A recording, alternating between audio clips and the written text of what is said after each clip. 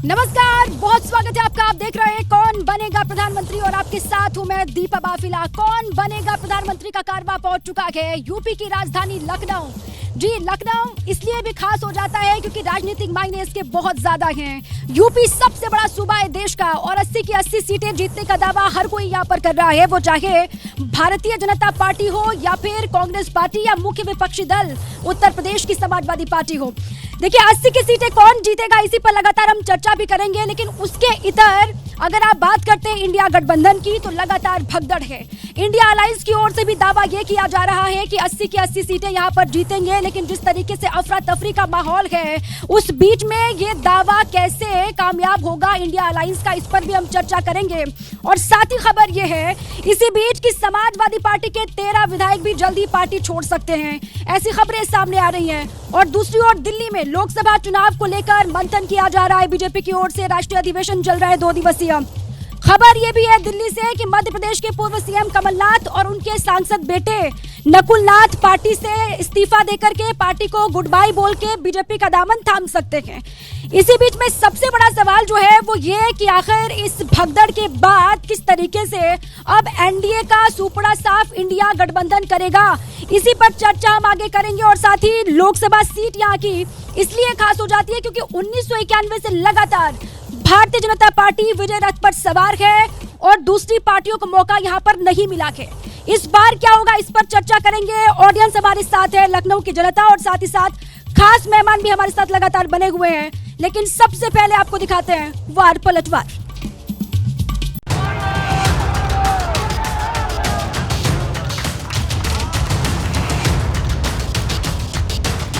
मैंने कहा मैं तो एक्साइट नहीं हूँ इस तरफ या उस तरफ, पर बात यह है अगर ऐसी कोई बात होगी मैं आप सबको सबसे पहले खबर करूँगा।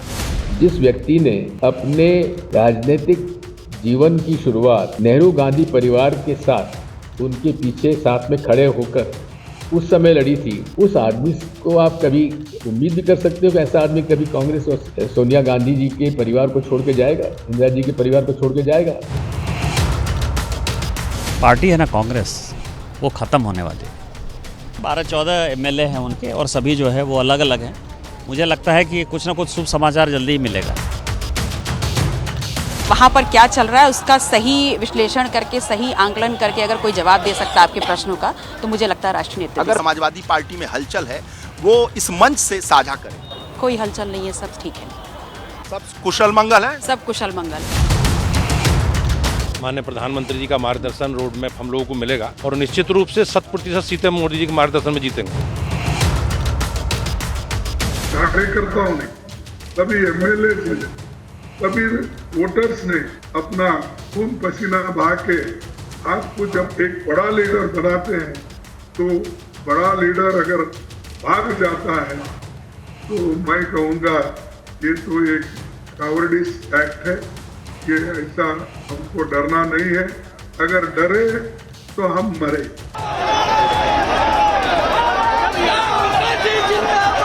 जिसने 370 हटाया उस बीजेपी का टीका 370 सीटों से होगा।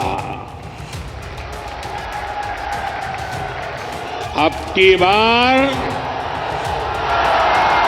एनडीए सरकार 400 पार। इस बार तो एनडीए जो है वो 400 पार जाएगा। इस बार जीतेंगे बढ़िया। चलिए इस बार हम नहीं जाते संख्या में। इतने सालों में एक और ऑपरेशन लोटस, कई ऑपरेशन लोटस कर चुके हैं, एक और ऑपरेशन लोटस इन्होंने कोशिश की, लेकिन सभी 21 एमएलए ने मना कर दिया। ऊपर वाले की दया है हमारे ऊपर, जनता का विश्वास है, ये प्रयास इनका सफल नहीं रहा। हर हालत में इस बार 400 के पार एनडीए गठबंधन को सीट मिलेगा और तीसरी बार माननीय प्रधानमंत्री जी देश के प्रधानमंत्री बनेंगे। देश का सबसे बड़ा सूबा उत्तर प्रदेश और वहां की राजधानी लखनऊ, यहां से लगातार हम करेंगे कौन बनेगा प्रधानमंत्री। लेकिन इस वक्त की बड़ी खबर जो हमारे पास पास है उससे आपको हम रूबरू करवा दें। समाजवादी पार्टी से जुड़ी एक बड़ी खबर हमारे पास ये है कि मोहनलालगंज के लिए समाजवादी पार्टी ने अपना उम्मीदवार घोषित कर दिया है। लखनऊ की सीट पर उम्मीदवार कौन होगा इसका ऐलान समाजवादी पार्टी पहले ही कर चुकी है और लखनऊ के बगल वाली सीट मोहनलालगंज को लेकर के जानकारी ये सामने आ रही है कि कद्दावर नेता पूर्व कैबिनेट मंत्री आर.के. चौधरी को सपा ने अपना उम्मीदवार घोषित किया है। साथ ही समाजवादी पार्टी के राष्ट्रीय अध्यक्ष अखिलेश यादव ने पार्टी कार्यकर्ताओं की बैठक में आर.के. चौधरी के नाम का ऐलान किया। ये बड़ी खबर है। मोहनलालगंज की सीट को लेकर समाजवादी पार्टी ने अपना उम्मीदवार घोषित किया है। और आइए कौन बनेगा प्रधानमंत्री में चर्चा की शुरुआत हम करते हैं। लखनऊ की जनता हमारे साथ, एक बार जोरदार तालियां बजाइएगा। आपसे भी सवाल हम लेंगे कि आपके मन में क्या चल रहा है और कौन आपके हितों पर काम कर रहा है। सरकार ने कितना काम किया, वो राज्य की सरकार हो या फिर केंद्र की सरकार हो। हमारे साथ खास मेहमान है, उनसे आपका तारुफ करवा दूं। रोहित अग्रवाल जी हैं आरएलडी की ओर से, सर बहुत स्वागत है आपका। और साथ ही मनीष शुक्ला जी हैं बीजेपी की ओर से, वो पक्ष रखेंगे। मनीष शुक्ला जी स्वागत है आपका। मनोज काका जी हमारे साथ है, समाजवादी पार्टी का पक्ष वो रखेंगे। अंशु अवस्थी हमारे साथ है, कांग्रेस के प्रवक्ता है, सर स्वागत है आपका। और साथ ही एमएच खान साहब हैं, पॉलिटिकल एनालिस्ट के तौर पर, वो हमारे साथ इस वक्त हमें ज्वाइन कर चुके हैं। सबसे पहले लखनऊ की जनता, आपसे कुछ सवाल है आपके मन में, जल्दी से आप बताइए जरा खड़े होके। इस बार क्या लग रहा है, पहले लखनऊ वाली सीट और साथ ही पूरे लोकसभा चुनाव को लेकर कौन आ रहा है दोबारा माननीय अखिलेश यादव जी आ रहे हैं, 80 की 80 सीट जीतेंगे। अखिलेश जी आ रहे हैं? जी जी जी। अच्छा, अखिलेश जी आ रहे हैं, 80 की 80 सीटें हैं, समाजवादी पार्टी जो है वो जीतेगी। आप खड़े होइए। कौन आ रहा है इस बार? यहाँ से अगर राजनाथ सिंह खड़े होंगे तो वही आएंगे। वही जी लखनऊ वाली सीट से राजनाथ सिंह जी अगर एक बार फिर से आते हैं तो जीत उन्हीं की होगी। आप बताइए जरा, खड़े होइए। क्या लग रहा है इस बार कौन आ रहा है, लखनऊ की सीट या फिर दोबारा से तिबारा से आ रही है मोदी सरकार? 100% बीजेपी यानी इस सीट से जी। देश में कि इस सीट से सिर्फ? देश में भी बीजेपी आ रही है जी। आप बताइए कौन आ रहा है इस बार? बीजेपी आ रही है मैम। क्यों आ रही है बीजेपी, क्यों ऐसा आपको लग रहा है? मैम बीजेपी ने काफ़ी काम किया है और बीजेपी ही आएगी, क्योंकि लगातार आज तक कोई दो बार तो कोई आज तक नहीं जीता, लेकिन बीजेपी इस बार तीसरी बार जीत अपनी करेगी। बीजेपी जो है वो तीसरी बार इस बार आ रही है। मनीष शुक्ला जी आपका रुख करूंगी, लेकिन सबसे पहले अंशु अवस्थी जी से मेरा सवाल है, क्योंकि न्याय यात्रा लेकर के राहुल गांधी यहाँ पर पहुंच चुके हैं और आपके साथी मनोज काका जी भी बगल में खड़े हैं। आपके गठबंधन को लेकर तो स्थिति साफ है नहीं अभी कि सीटों का बंटवारा क्या होगा, कब होगा, लेकिन न्याय यात्रा से कांग्रेस पार्टी के साथ और आपके इंडिया अलायंस के साथ न्याय होगा, ऐसा लग रहा है? देखिए, इस देश में जो देश का आम आदमी है, चाहे वो युवा हो, किसान हो या छोटे मध्यम व्यापारी हो और महिला वर्ग हो, सबके साथ अन्याय हो रहा है। दलितों पिछड़ों पर जो अत्याचार हो रहा है सबके सामने है। तो विपक्ष के रूप में अगर कोई यहाँ पर लड़ रहा है इस देश में प्रधानमंत्री या भारतीय जनता पार्टी की सरकार, तानाशाह सरकार के खिलाफ, तो राहुल गांधी जी लड़ रहे हैं और विपक्ष के तमाम नेता लड़ रहे हैं। गठबंधन तो बन चुका है, इंडिया गठबंधन बन चुका और भारतीय जनता पार्टी के खिलाफ 65% वोट है, 65% ये वोट सब एक साथ आ चुका है। और बीजेपी जिस तरह से डरी हुई है, आप अंदाजा लगा सकते हैं कि वो किसी को भी नहीं। लेकिन अंशु जी अगर माहौल आपके लिए बन रहा है, आपके पक्ष में बन रहा है, तो आप ही के नेता क्यों छोड़ के आपको जा रहे हैं? अभी खबर एमपी से भी सामने आ रही है कि कमलनाथ और उनके बेटे जो हैं वो कभी भी जा सकते हैं बीजेपी में। देखिए, जनता भारतीय जनता पार्टी के खिलाफ खड़ी है, किसान खड़ा है। आपको दिल्ली में देखिए किसान दिखाई दे रहा है, भले चले न चले खबर, लेकिन किसान खड़ा हुआ है। भारतीय जनता पार्टी इतना डरी हुई, उनको पता है कि अगर ये 65% वोट एक साथ खड़ा हो गया तो इनका सुपड़ा साफ हो जाएगा, पूरे देश में 1 सीट 5 सीटें नहीं पाएंगे, ये इनकी हालत है। तो इसीलिए अब ये क्या कर रहे हैं कि विपक्ष के नेताओं के ईडी भेजो, सीबीआई कर लो, प्रयास कर लो जितना, लेकिन जनता ये सब दूर बैठकर देख रही है कि भारतीय जनता पार्टी किस तरीके। ठीक है अंशु जी, आप जनता को तो समझा रहे हैं, लेकिन आप ही के नेता नहीं समझ पा रहे हैं, पार्टी तो छोड़ करके वो जा रहे हैं। लेकिन मनीष शुक्ला, आपको डर लग रहा है जिस तरीके से दावा भी वो कर रहे हैं और इंडिया अलायंस जो है वो एक चट्टान की तरह खड़ा है आपके सामने? अंशु अवस्थी का कहना है। देखिए, अब की बार 400 पार, ये नारा नहीं हकीकत है। हकीकत इसलिए है कि हमने समाज के अंतिम छोर पर खड़े व्यक्ति तक विकास को पहुंचाया है। 10 करोड़ से ज़्यादा आवास की व्यवस्था, शौचालय की व्यवस्था, जो माताएं गीली लकड़ी पर खाना बनाती थी उनके लिए गैस सिलेंडर की व्यवस्था, बिजली की व्यवस्था और गरीबों के लिए अनाज की व्यवस्था हमारी सरकार ने किया है। साथ ही साथ आज भारत का मान और स्वाभिमान पूरे विश्व में बढ़ा है। सबल भारत की जो कल्पना की जाती थी आज वो साकार रूप से सामने है, विभिन्न अवसरों पर वो दिखता है। और रहा सवाल ये तो हमेशा ही आप बताते हैं ना मनीष शुक्ला, अब न्याय यात्रा जो राहुल गांधी की पहुंची है और जिसका जिक्र अभी अनुशु अवस्थी जी भी कर रहे थे, उस न्याय यात्रा से आपको लग रहा है कि अखिलेश जी ने भी कहा था कि वो भी इसमें शरीक होंगे, अब होंगे कि नहीं होंगे अभी मैं इनसे जवाब लूंगी काका साहब से, लेकिन उससे डर आपको लग रहा है कि एक माहौल बनेगा राहुल गांधी जब यहाँ पर आएंगे तो? देखिए, न्याय यात्रा और राहुल गांधी, एक कहावत है ना, जहाँ जहाँ पैर पड़े संतन के, यानी इसको अगर कहा जाए जहाँ जहाँ पैर पड़े राहुल के तह बंटा धार। जब चले तो देवड़ा चले गए, बिहार में नीतीश चले गए, उत्तर प्रदेश में आरएलडी उसके पहले चली गई, अभी चौहान जी चले गए, अभी एक खबर आप ही ब्रेक कर रही हैं, उसकी जानकारी हमें नहीं है।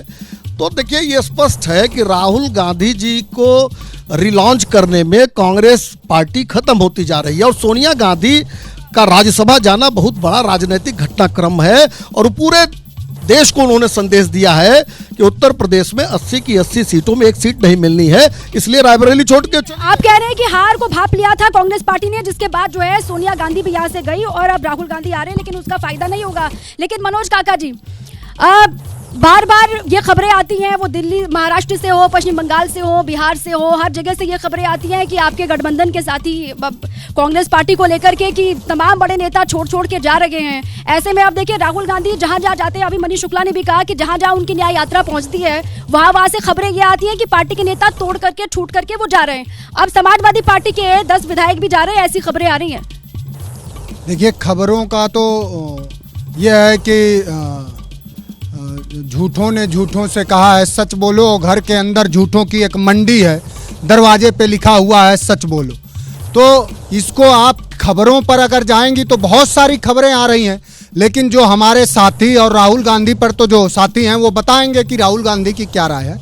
लेकिन अगर आप आंकड़ों की बात करें तो उत्तर प्रदेश में अभी हाल ही में एक चुनाव हुआ है, घोसी उपचुनाव, वहाँ समाजवादी पार्टी 57% वोट के साथ भारतीय जनता पार्टी को लगभग 40,000 वोटों से सपा ने हराया है, ये आप जानती होंगी।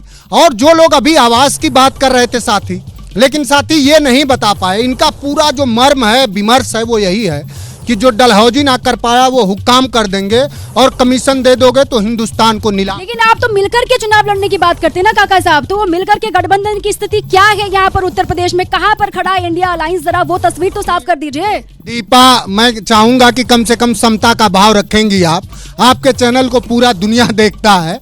मैं बात कर रहा हूं, मैंने आपको बताया ना कि 57% वोट के साथ समाजवादी पार्टी पहले नंबर पे, और हम सबके साथ, चूंकि ये सवाल है देश बचाने का सवाल है, देश उन लोगों के हाथ में है जो लोग ये कहते थे कि रुपए की कीमत जब गिरती है तो अंतर्राष्ट्रीय स्तर पर देश की साख गिरती है। आज रुपया डॉलर के मुकाबले कहाँ खड़ा है, आज बेरोजगारी कहाँ है। जो माताएं बहनें ताली बजा रही हैं उनसे पूछिए कि 400 का सिलेंडर अच्छा था कि 1200 के सिलेंडर में अच्छा दिन है। ये तो सवाल है ना, इस देश का जनमानस आज बेरोजगारी का सवाल है। इसी उत्तर प्रदेश में भ्रष्टाचार चरम पर है। अभी आप जहां खड़ी हैं, बुद्ध के नीचे खड़ी हैं, पीछे भगवान बुद्ध का विचार क्या था, पूरी दुनिया में बुद्ध ने क्या क्या दिया, पूरे दुनिया में बुद्ध का विमर्श क्या है, अहिंसा का है, करुणा का है, दया का है। और ये वो सरकार है जिसके मुखिया नरेंद्र मोदी जी, अरे सुनिए तो, जल्दी पूरी कीजिए ना, फिर आऊंगी। सुनिए आप ले लो उनसे मनीष। क्या कहते हैं, देश में, अपने देश में तो लोगों को कपड़े देख के पहचान लेते हैं, एक धर्म जात के लोगों से विशेष नफरत करते हैं और पूरे देश में जाके लोगों को गले लगाई। तो इस बार आपको लग रहा है कि जनता को समझा पा रहे हो आप लोग? अरे जल्दी से पूरी दीपा। और यहाँ किसको गले लगाते हैं जानते हैं? जो बिल्किस बानो के दुर्दांत दुराचारी हैं उनको गले। मनीष शुक्ला जी जल्दी से जवाब। देखिए, एक बात का जवाब देना अनिवार्य था, इसलिए मैं बार बार इंगित कर रहा था कि मऊ घोसी जिसकी बात कर रही थी 2022 में वो सीट हमारे पास नहीं थी, लेकिन ये भूल जाते हैं कि बगल में आजमगढ़, इनसे हमने छीन लिया, आजम का रामपुर छीन लिया, विधानसभा और लोकसभा छीन लिया, और उत्तर प्रदेश में ये मजबूर हैं, घुटने टेक कर कांग्रेस के सामने समझौते के लिए अखिलेश यादव मजबूर हो रहे हैं। वो ताकत है जो हमने गांव गरीब किसान के लिए। घोसी का जिक्र आपने किया, घोसी का जिक्र किया काका, आ रही हूँ आपके पास जल्दी से। समता का भाव तो रखिए इन्हीं के अनुसार। तो जिस तरीके से हमने गांव गरीब किसान के लिए काम किया है, समाज के अंतिम छोर तक के लिए काम किया है, ये बात कर रहे हैं कि किस तरीके से अपराध और दंगों की बात कर रहे हैं। शुक्ला जी आऊंगी आपके पास, आऊंगी ना आपके पास। देखिए घोसी का आपने जिक्र किया, वो आजमगढ़ रामपुर दिनारे हैं। जल्दी से आप काम नरेंद्र मोदी ने क्या करा है देश के किसानों के लिए? 700 किसानों को रौंदवा दिया उन्होंने क्या काम करा है? फर्टिलाइजर से लेके पेस्टिसाइड से लेके सारे चीजों की कीमत बढ़ गई, लेकिन फिर भी हैट्रिक लगा रहे हैं ना वो हैट्रिक। अरे आ रही हूँ आपके पास। देखिए इधर उधर की बात नहीं, सिर्फ मुद्दे की बात यह है कि 45 साल में सबसे ज्यादा बेरोजगारी, ये आंकड़े कहते हैं। प्रधानमंत्री जी बेरोजगारी का बा नहीं बोल पाते हैं, महंगाई चरम पर है, उस पर बोलते नहीं। लोगों की आय घट गई, मत बोलो, सिर्फ और सिर्फ कपड़ों से पहचानो। ये नहीं चलेगा इस देश में। और संविधान आप समाप्त करना चाहते हैं। हम तो ये कहते हैं कि पिछड़ों की बात करते हैं, मैं पिछड़ा हूं, हमारे ये मंत्री पिछड़े हैं, संतरी पिछड़े हैं। इस देश के आम के पिछड़े के बारे में क्यों बात नहीं करते? जाति जनगणना पर क्यों नहीं बोलते? हिम्मत हो तो भारतीय जनता पार्टी बोल के दिखाए। जाति जनगणना पर क्यों चुप हैं? बोल के दिखाइए आप। ठीक है रोहित जी जल्दी से। अरे आ रही हूँ मैं आपके पास ना। बोल नहीं दीपा जी, स्थिति ये है कि जाति जनगणना की बात करने वाले ये हमारे कांग्रेस के मित्र ये बताएं जो कांग्रेस शासित राज्य हैं वहां पे जातिगत जनगणना करा ली। तो स्थिति ये है कि ये दोहरा चरित्र जो है ये जनता समझ चुकी है आपका। देखिए 400 पार का नारा जो लगाते हैं आप, उस नारे में कितना दम है जरा बताइए। वो सिर्फ नारा है या फिर वो होगा वाकई? नहीं, स्थिति आप समझ चुके हैं कि इनके युवराज अभी बनारस आए हैं न्याय यात्रा लेके। अब बनारस में किसको न्याय दिला रहे हैं? जनता ने बताया, इनके जाने के बाद वहां की रोडें तक धुलवा दी जनता ने। तो आप स्थिति समझ सकते हैं कि जनता तो मोदी जी के साथ है, तो ये किसको न्याय दिलवा रहे हैं? ठीक है, न्याय यात्रा लेकर के निकल रहे हैं, लेकिन पार्टी तोड़ो अभियान पार्टी के अंदर ही चल रहा है कांग्रेस पार्टी का। अहमद खान साहब आप बताइए, 400 पार का नारा ये लोग दे रहे हैं, आपको क्या लग रहा है क्या होने जा रहा है इस वक्त? नहीं, ये तो जब चुनाव आयोग घोषित कर देगा आपको कि आप चुनाव होना है, तब जनता ये क्या करना नहीं करना। घोसी की बात की अभी आपने, काका साहब ने, घोसी में बीएसपी चुनाव नहीं लड़ी थी, उसका वोट कहाँ गया? तो वो उस चीज। अच्छा, आप बता रहे हैं कि आपके वोटर भी उन्हीं के पास चले गए? उन्हीं के पास नहीं चले गए। जो सारी पार्टियां जब लड़ेंगी चुनाव, तब आपको समझ में आएगा कि चुनाव किसके पास जाएगा। ये पीडीए के नारा देते हैं, इनकी एक एमएलए सहयोगी हैं, पीडीए का नाम पूछ लिया, पीडीए का नाम नहीं पता। अभी 3 राज्यसभा भेजा है, पीडीए में क्या है? पीडीए में कौन आता है? मुसलमान आते हैं। आपको इससे लखनऊ से सटे एक जिला है उन्नाव, उसमें 5 लाख मुसलमान हैं और वहां कैंडिडेट दिया है अनु टंडन को। अनु टंडन के 50 वोट नहीं है। आप मुसलमानों को छलोगे? अब मुसलमानों की जहाँ संख्या भारी है वहाँ पे ऐसे आदमी। ठीक है, मैं जवाब देती हूँ। जहाँ भी हम लोग जा रहे हैं, आ रही हूँ अंशु जी, जहाँ भी हम लोग जा रहे हैं, क्योंकि हम लोग पूरे यूपी में भ्रमण कर रहे हैं, वहाँ पर लोग आपकी पार्टी को लेकर ये कह रहे हैं कि पीडीए का नारा तो आप लोगों ने दिया है, पिछड़ा, दलित, आदिवासी और ए में आप न जाने क्या क्या जोड़ देते हैं। अहमद खान साहब खुद कह रहे हैं कि उसमें तो मुस्लिम भी आते हैं ना, फिर वो का है, उनका प्रतिनिधित्व का है। दीपा, मैं समझता हूँ कि आपका अध्ययन बृहद होगा। समाजवादी पार्टी के जो पिछड़े दलित अल्पसंख्यक की जो धारणा है, अगर आप आंकड़े का देखेंगे तो इस हिंदुस्तान में कोई पार्टी है जिसके पास सबसे ज्यादा अगर अल्पसंख्यक समाज के विधायक हैं तो उस पार्टी का नाम समाजवादी पार्टी है। ये वही पार्टी है कि जिस फूलन देवी को इस देश के दरिंदों ने और सामंतियों ने रौंदा, उसको भी देश के सर्वोच्च सदन में भेजने का। इतिहास तो हमेशा ही बताते हो ना काका साहब। अरे प्रेजेंट की बात कीजिए ना, हकीकत की बात कीजिए, वर्तमान पे बात करिए। आपको सारा उत्तर प्रदेश में ये मुसलमानों को छलने का काम आप कर रहे हैं। मैं कहता हूं कि उन्नाव में जवाब दे देंगे। उन्नाव में टंडन जी के पास कितने वोट हैं? 5 लाख मुसलमान है उन्नाव में, और आपने 5 लाख वोट है वहाँ पे मुस्लिम समुदाय के। आपने अनु टंडन को वोट दिया, बता रहे आप चुनाव में उतार दिया अनु टंडन को, आपने बोल रहे हैं। अहमद खान भाई के व्यग्रता का मैं सम्मान करता हूँ, उनकी बेचैनी समझ रहा हूँ, बीपी न बढ़े। अब ये तय नहीं करेंगे कि समाजवादी पार्टी में कौन प्रत्याशी होगा, नहीं होगा। नारा देंगे तो पूछेंगे ना। मनीष शुक्ला जल्दी से आप देखिए, उत्तर प्रदेश और पूरे देश की जनता ने मन बना लिया है कि जिसने गरीबों के लिए काम किया, खान साहब, जिसने गरीबों के लिए काम किया है, जिसने आवास दिया, शौचालय दिया, जिसने गैस सिलेंडर दिया, जिसने बिजली का कनेक्शन दिया, जो अनाज की चिंता करता है, और साथ ही साथ स्टैंड अप, स्टार्टअप, तमाम योजनाओं के माध्यम से आम जनता को रोजगार मांगने वाला नहीं बल्कि रोजगार देने वाला बनाया है। ऐसे व्यक्ति को प्रधानमंत्री बनाएंगे। इसलिए प्रधानमंत्री का कोई वैकेंसी देश में खाली नहीं है। और ये जो लोग सड़क पर टहल रहे हैं, दरअसल ये जो बेरोजगारी है वो अखिलेश यादव, राहुल गांधी, प्रियंका वाड्रा जैसे लोगों की बेरोजगारी जरूर आई है, या जो लूट मार करते थे, जिन्होंने जीप घोटाला किया, बोफोर्स घोटाला किया, 2G किया, 3G किया, जीजाजी किया, तमाम प्रकार के घोटालों से जिनकी सरकार जा रही है, उनके जिनकी सरकार काफी वक्त से आ नहीं पाई है सत्ता में, उनकी बेरोजगारी जरूर आई है। आप खड़े हो जाए, कुछ महिलाएं भी हमारे साथ हैं। क्या है माहौल इस वक्त लखनऊ का या पूरे उत्तर प्रदेश का? देखिए, लखनऊ की जनता ने जो मन बना रखा है वो प्रधानमंत्री जी दोबारा हमारे नरेंद्र मोदी जी हमारे बीच में आ रहे हैं। जो उन्होंने हमारे योगी जी ने और प्रधानमंत्री जी ने जो काम किया है वो आज तक कोई पार्टी ने किया नहीं। तो बीजेपी के कामकाज से खुश है यहाँ की जनता की नहीं है? आप आइए, आगे आइए। क्या क्या किससे सवाल है आपका? मेरा सवाल कांग्रेस और समाजवादी पार्टी दोनों से है। आखिर सोनिया गांधी जी राज्यसभा क्यों गई? उन्होंने जनता के बीच में खड़े होके चुनाव क्यों नहीं लड़ रही? स्वास्थ्य कारण बताया ना उन्होंने, आपने पढ़ा सुना उनके बारे? ये पब्लिक है, सब जानती है। एक ही मेरा उत्तर है, ये पब्लिक है, सब जानती है। दूसरा मेरा प्रश्न है समाजवादी पार्टी से। उनकी पार्टी में स्वामी प्रसाद मौर्य जी घर की कला को ही वो नहीं सुलझा पा रहे हैं, वो देश के सामने क्या लड़ाई लड़ेंगे? तो ये सवाल तो हर जगह से सामने आ रहा है। देखिए, ये कहा भी जा रहा है कि घर की कलह को ही नहीं सुलझा पा रहे हैं। लगातार पार्टी तोड़ो अभियान पार्टियों में ही चल रहा है, वो कांग्रेस पार्टी हो या फिर समाजवादी पार्टी हो।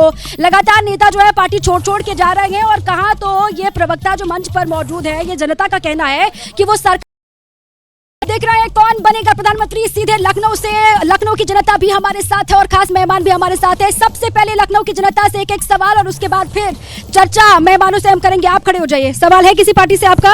आपका सवाल है किसी से? अरे वाह, बड़े शांत है लखनऊ के लोग, सवाल भी नहीं पूछ रहे। आप बताइए, कोई सवाल है? बताइए किसी से। सरकार से कोई सवाल? कोई सवाल नहीं। किसकी सरकार आ रही है? सवाल पूछ के घर पे बिल्डोजर चलवाना है क्या? डर लग रहा है जी? ऐसा क्यों? अरे मुसलमान है, डरना पड़ता है भाई। सवाल पूछेंगे तो बुलडोजर चल जाएगा? बिल्कुल चल जाएगा जी। अच्छा, बोलिए। ये योगी जी की सरकार है, मोदी जी की सरकार है, बुलडोजर तो चलेगा अगर गलत काम कोई करेगा। गलत काम अगर कोई करेगा तो बुलडोजर चलेगा। ये योगी और मोदी की सरकार है। आप बताइए, क्या सवाल है? किसकी सरकार आ रही है? कौन मजबूत है? इंडिया अलायंस ज्यादा मजबूत है या एनडीए? मोदी जी बन रहे दोबारा पीएम? फिर से मोदी जी आएंगे। काम किया है, काम करेंगे। उनकी पहचान काम से है। इंडिया ये जो चचुंदरे हैं ये सब मिट जाएंगे। ये चिल्लाओ, इनको खूब। महिलाओं के लिए कितना काम किया है मौजूदा सरकार? बहुत कुछ किया। हम महिलाएं बहुत खुश हैं और सहायता समूह, सिलाई कढ़ाई, बहुत काम किया। मोदी जी का शुक्रिया। महिलाओं के लिए बहुत काम किया है मौजूदा सरकार ने, वो राज्य की सरकार हो या फिर केंद्र की सरकार हो। क्या लग रहा है इस बार? क्या किससे है सवाल आपका? नाम क्या है आप? मैं अरविंद यादव हूँ। किससे है सवाल? सवाल है कुछ मौजूदा स्थिति को लेकर, राजनीतिक जो बन रहा है पूरे उत्तर प्रदेश में? नहीं, अभी जो समाजवादी पार्टी के काका जी कह रहे थे कि यहाँ से भी आवाज़ आ रही थी कि 80 की 80 सीटें आ रही, तो हमको ये जवाब बता दें कहाँ से 80 सीटें इनकी आ रही हैं। हर जगह तो भाजपा का चल रहा, राम राज्य चल रहा है, कहाँ से 80 सीटें आ रही? हर जगह तो राम लहर है काका साहब, कहाँ से ला रहे हैं 80 सीटें? जरा जल्दी से बताइए। राम लहर है पूरे देश में और कहाँ से आपकी 80 सीटें आ रही है जो दावा आप कर रहे हैं? देखिए, एक शेर है कि लश्कर भी तुम्हारा है, सरदार भी तुम्हारा है, तुम झूठ को सच लिख दो, अखबार भी तुम्हारा है। तो ये भारतीय जनता पार्टी अभी चंद दिनों पहले ही हारी है। कई देश के कई राज्यों में भारतीय जनता पार्टी हारी है। अब तक अगर आप आंकड़ों का अध्ययन करेंगे तो 19-20 बार हारी है। और एक और बात है कि इस देश में तानाशाहों को हमेशा इस देश की तासीर रही है कि तानाशाह सिखाया है। आप यहाँ से बोल रहे हैं वो देश की आधी आबादी महिलाएं वहाँ से बोल रही हैं कि जिसके साथ आधी आबादी सरकार उसी की बननी है। कुछ भारतीय जनता पार्टी के कार्यकर्ताओं को आप देश की महिलाएं बता देंगी। किसी की व्यक्तिगत जो परिस्थिति है और कोई अपने व्यक्तिगत दृष्टिकोण से अगर देश का दृष्टिकोण देखे तो ठीक नहीं होगा। इस देश में महिलाएं क्या हैं, इसके लिए आपको गांव गरीब किसानों में जाना पड़ेगा। अभी एक वहां से किसी शख्स ने कहा कि 80 की 80 सीटें लेकर के आ रहे हैं ये इंडिया अलायंस वाले। नहीं, देखिए, एक स्थिति बिल्कुल साफ है कि इंडिया अलायंस है कहाँ, नींव का पत्थर कौन था, इंडिया अलायंस कहाँ से शुरू हुआ था। नीतीश कुमार जी ने इंडिया अलायंस बनाने का काम किया था, उन्होंने पूरे देश में भ्रमण किया था और उसके बाद एक इंडिया अलायंस खड़ा किया गया था। जब नीतीश कुमार चले गए, नींव का पत्थर चला गया तो बिल्डिंग बचती है क्या? तो इंडिया अलायंस बचा कहाँ? जो नींव थी इंडिया अलायंस की वही जा चुकी है, अब क्या बचा है इंडिया अलायंस में? लेकिन मनीष शुक्ला जी, आपको लेकर भी सवाल लोग पूछ रहे थे कि किस आधार पर, वो सबसे मजबूत आधार क्या है जिसके बाद आप हैट्रिक लगाने का दावा करते हैं? देखिए, जनता से जनार्दन की आवाज़ आती है, लोकतंत्र में यही कहा गया है। और जनता में बैठे तमाम लोगों ने सवाल खड़ा किया है, जवाब दिया है, और इसी से समझ लेना चाहिए। और जिस तरह से मनोज जी ने कहा कि कुछ लोग जो बोल रहे हैं ये भाजपा के कार्यकर्ता हैं, इससे अच्छा और क्या। वो तो उनको छोड़ दीजिए, आप उनके लिए बोलेंगे तो वो बोलेंगे कि समाजवादी पार्टी वाले हैं, अगर बोलेंगे तो बोलेंगे वो आम लोग हैं, वो तब नहीं बोलेंगे कि वो समाजवादी पार्टी के कार्यकर्ता है। इससे अच्छा और क्या दिन आएगा कि जो जनता है देश की वो भारतीय जनता पार्टी की कार्यकर्ता बनकर खड़ी हो गई है। उसका सबसे बड़ा कारण है कि मोदी जी की गारंटी है, जिसकी गारंटी किसी ने नहीं लिया आज तक, उसकी गारंटी मोदी जी ने लिया। बैंकों से लोन गरीबों को नहीं मिला करता था, उसकी गारंटी मोदी जी ने लिया। मोदी जी ने जनधन के खाते खुलवाए। तमाम वो चीज़ें जो दुस्वप्न हुआ करती थी गरीबों के लिए, वहां तक उन्होंने विकास को पहुंचाया। उसी आधार पर हमारा ठीक है शुक्ला जी, आप कह रहे हैं कि मोदी की गारंटी ही इतना वजनदार है, इतना भारी है कि वो हैट्रिक तो लगानी तय है। आप और एक सवाल आपसे मेरा ये है अंशु जी कि बीजेपी तो 370 का नारा भी देती है, 400 पार का नारा भी देती है, और आप लोगों की गाड़ी जो है वो स्टार्ट ही नहीं हो पा रही है। बहुत अच्छा आपने सवाल किया। दरअसल प्रधानमंत्री जी जो 400 की बात कर रहे हैं ना, लहसुन का रेट बता रहे हैं इस बार 400 जा रहा है, उससे नीचे नहीं रहेगा। और जो 80-85 की बात हो रही, जो आलू आप खरीद रहे हैं 20-25 में, ये जा रहा है। लेकिन हम करें ठीक है, जाता किसान को मिलता, लेकिन मिलेगा किसको? किसके वेयर हाउस बने थे जब किसान आंदोलन कर रहे थे? जब वरिष्ठ नागरिक थे 60 साल के ऊपर, उनको जो किराए में रेलवे में छूट मिलती थी, किसने दी थी? कांग्रेस ने। उन्होंने समाप्त कर दिया। 4 साल के लिए अग्निवीर बनेगा, उसके बाद वो क्या करेगा बेचारा? तो ये भाजपा की जो नीति है सिर्फ और सिर्फ उद्योगपतियों के लिए है। और उत्तर प्रदेश का क्या विकास हो रहा है ये दिख रहा है। कैग की रिपोर्ट में कह रहा है कि भ्रष्टाचार जमकर हो रहा है, सिर्फ और सिर्फ लूट हो रही है, अखबारों में छप रहा है। ये जनता को समझा पा रहे हो आप लोग की नहीं? जनता समझ रही है। हम फिर से कह रहे हैं, पिछड़े का पा नहीं बोल पा रहे हैं, जाति जनगणना का जा नहीं बोल पा रहे हैं। और जो रोहित अग्रवाल बोल रहे थे, ये जो चवन्नी पलटने वाली बात, कम से कम बोलो, ना ही बोले तो ज्यादा। जल्दी से मैं बताता हूँ, इनको नहीं पता होगा। 2013 में सिद्धरामैया जो अभी मुख्यमंत्री कर्नाटक के, उन्होंने वहां जनगणना कराई। 2013 से 18 के बीच में रहे, नहीं सार्वजनिक की। फिर 1.5 साल के लिए रहे, नहीं सार्वजनिक की। फिर कांग्रेस की सरकार है, नहीं सार्वजनिक की। ये झूठे हैं। जब सरकार में थे, जनगणना इन्होंने 2011 में कराई, नहीं सार्वजनिक की। तो ये राहुल गांधी और प्रियंका ये दोगला व्यवहार क्यों है आप लोगों का? पूछ रहे हैं शुक्ला साहब, जब आपके पास मौका था आप जारी नहीं कर रहे थे आंकड़े। हमने तो जाति जनगणना पे वादा किया है कि 2024 में हमारी सरकार आएगी, हम कराएंगे।